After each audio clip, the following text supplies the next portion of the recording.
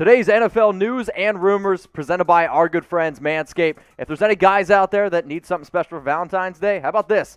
Send this link, manscaped.com/chat, to your girlfriend. That way you're ready for the big day, which is coming up in 2 weeks. And if you guys need some free shipping on the products, again, manscaped.com/chat, 20% off. It's going to be in the description. All right, y'all, let's talk about Matthew Stafford. Obviously, he was traded to the Los Angeles Rams. But, Tom, this isn't really the story here. There's some other stuff going on behind the scenes. There's a lot of interesting is the word I'm going to use to describe this. All right, we'll go with that. First off, it just so happened that Matt Stafford and Sean McVay with their wives/fiancés were in Cabo this weekend. Just so happened that they were down there and they met up for dinner after the trade went through. That's wild. Okay, I'm sure there was no contact whatsoever between Matthew Stafford and between Sean McVay before that trade went down.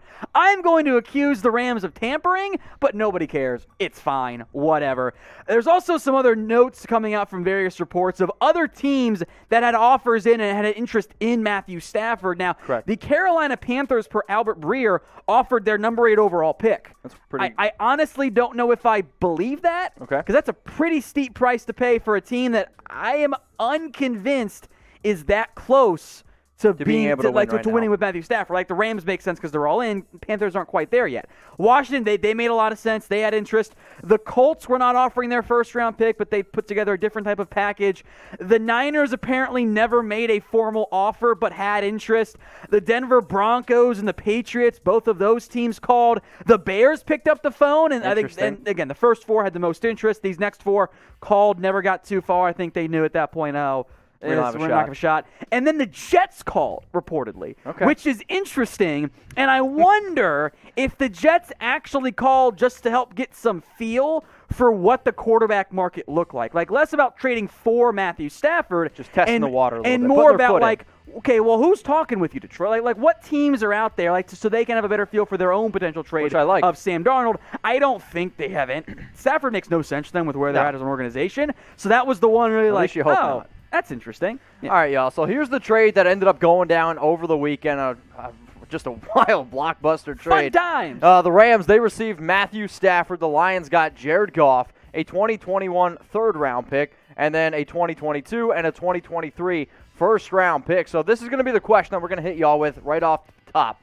R for Rams, L for Lions. Who ended up winning this Matthew Stafford-Jared Goff trade?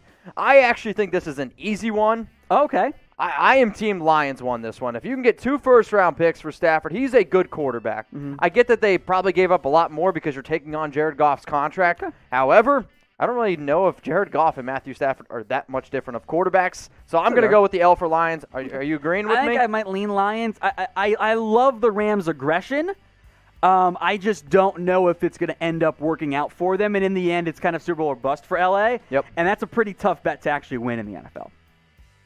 Next story here is going to be around Aaron Rodgers and the Packers. From what it sounds like, they're going to be keeping him. However, I don't know what I can believe from Packers GM because last week he's like, we're not an idiot. We're not going to move on from Aaron Rodgers. And my whole argument was like, well, then why did you trade up to take Jordan Love? It didn't make any sense. So what's the latest on Rodgers? Walk me through it here. Both their GM and their head coach, Matt LaFleur, were very adamant in their kind of post-playoff wrap-up press conference today that Aaron's not going anywhere. And coming back to the Rams side of it with the Matthew Stafford trade, they called the Packers about trying to get Aaron Rodgers. Love the effort, L.A.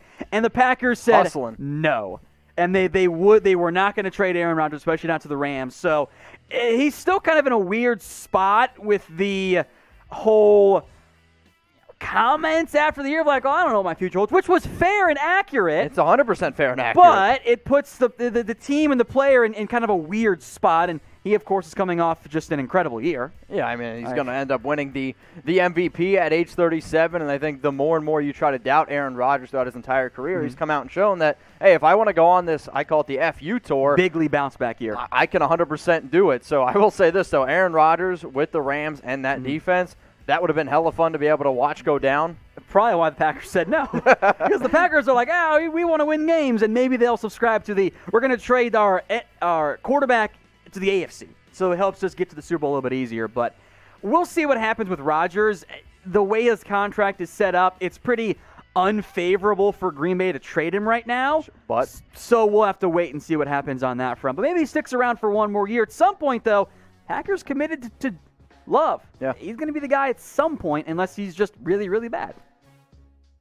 Today's show presented by Manscaped. Valentine's Day, y'all, is right around the corner. Get the perfect package, 20% off and free shipping for yourself. That way, you're ready for the big day. Now, maybe your girlfriend was like, oh, honey, I don't know what to get you for Valentine's Day. Send her this link because not only are you getting something, she's going to get something later, too. Manscaped.com/chat. It's dirty. 20% off. Plus free shipping. Well, the comment was dirty. Yeah. Your genitals won't be dirty because the Lawnmower 3.0 going to absolutely clean it up. You're going to look spectacular. The battery life on this is great. It lasts up to 8 hours, and if you last up to 8 hours, you might want to call a doctor. Free boxers and a bag also comes in the perfect package. Manscaped.com/chat for 20% off and free shipping. Hair and body wash included, Tom, in case, you want to get frisky in the shower. Just need to take care of it a little bit there. Yeah, that makes some sense. And I think you mentioned it too, Mitch, the Valentine's Day side of it. Yes.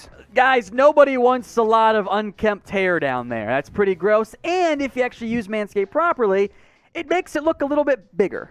Because Yes. there's just less Facts. stuff there. Kind of like when you trim back a tree, it looks bigger all of a sudden. It's the exact same thing with Manscaped. Long hair, eye care, get rid of it. Manscaped.com/chat. Shout out to everyone who's watching right now. We're going to have a little bit of fun on today's show. 20% off and free shipping. It's in the comments and in the description. Let's get into the latest around Deshaun Watson because for a long time we've been trying to keep you update, and now there's a report out there around the potential asking price. Yeah, John McClain, who is the lead Texans beat writer, said this was not like the full-fledged asking price, but like what it was going to be or would be in the end, since Houston doesn't want to trade Deshaun right now. At least that's what they've been leaking out there. We'll see. At least 2 firsts, 2 seconds, and 2 young defensive starters. So that's a little bit different than the 3 firsts and a pick and a player type Sure. deal, but kind of the same. Kind of the same. It's in the end you're getting a similar thing because they probably spent one of those first on a young defensive starter. That's a pretty significant asking price. Then again, it is Deshaun Watson, so that makes some sense. I mean, when you're seeing players like Stafford, let's just say, getting 2 first-round picks, it's like, okay. Or, I don't know, Jamal Adams, 2 first-round picks. Jalen Ramsey, like, you're seeing some of these other players go for 2 firsts. If you're telling me that Deshaun Watson isn't worth 2 first-round picks at least, you're crazy. I mean, I would give up 3 first-round picks for Deshaun Watson. I will say 95% of teams should as well. Once you start assigning like players to the first-round picks, you feel a lot better about doing that. Like, and I know you mentioned like the Raiders could like 3 first-round picks is Josh Jacobs, Cleveland Ferrell, and Jonathan Abram, which you do in a heartbeat right now for the Raiders. Now, the picks could be used differently. Rebuilding teams like Houston might end up being would feel better about their ability to maximize their own picks. Absolutely. But that's kind of where we're at with Houston, and we'll see what ends up happening. There are still some who don't think Watson's going to get traded by the Houston Texans. Well, it's that no-trade clause, but we will ultimately see, and we'll be keeping you guys updated here. So go down in the comment section below and try to look into your crystal ball. Figure it out. Where do you think Deshaun Watson is going to end up playing next season? I'm team either Jets or Miami Dolphins. I'll tell you what, though. Can I take the field against those two? Okay. All right, field. Yes. Tom's going to get the field. I don't know. So many options. I'm going to be now. a little bit more risky. I'll go Jets and the Dolphins, but if y'all want to throw it down in the comments, seriously, let us do that.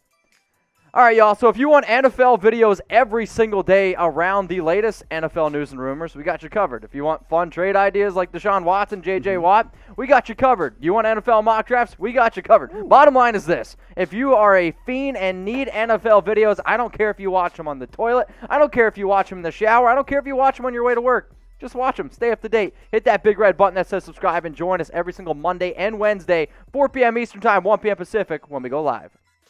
NFL news here on J.J. Watt and what exactly is his future. So there was a report that Watt could be done in Houston. Tom, what's the latest going on around Watt, and could we see another star player from the Texans be thrown into all these trade rumors? I think there will be trade rumors around J.J. Watt, and where things are very difficult to determine like what's most likely right now is that if Houston was trying to win football games with Deshaun Watson, they probably keep J.J. Watt. Yep. I think at some level, probably at the ownership level, although who knows, Cal McNair is not doing a good job.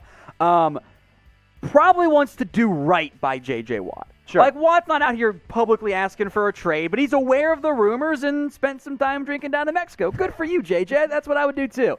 Where things get difficult to figure out, though, is if you do choose to move on from J.J. Watt, it is a 1-year, $17.5 million deal. Correct. That makes things difficult from a trade perspective without an extension on top of it. Yep. So, and that limits the number of teams that I think would have a bunch of interest in J.J. Watt, and especially because you're going to extend a guy who, in reality, has injury concerns. Absolutely. And if Houston is just trying to do right by J.J. Watt, they might just release him and say, you know what, JJ, thank you so much. Because of the size of the contract, we had issues finding a trade partner. You want to go to insert team here. They can't take you on except at a significantly reduced cost, so we're going to cut you outright. So I would not be surprised if Watt's somewhere else next season. I'm with you. I just don't know if it ends up being a trade or a cut for JJ Watt. And I would actually advise teams that are interested in going out and getting JJ Watt to not go out and trade for him, because if they do try to move on, the Houston Texans, that is, they save that 17.5.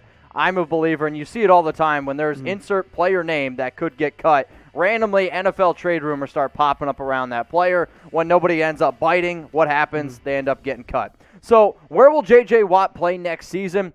I am a big fan of them moving on from a guy like Watson. However, I would like to see Watt finish his career in Houston. Maybe I'm old school, but he has done so much for that city, so much for that franchise. However, if he has an opportunity to go win some football games, then I will want the best for J.J. Watt in that realm. But in terms of places he could go, a team that needs to win now and a team that needs a defensive tackle, another team that needs it, they got a lot of draft picks, Miami Dolphins. And I'm going to keep throwing them out there. So where will J.J. Watt play next season? Go down in the comments and let us know.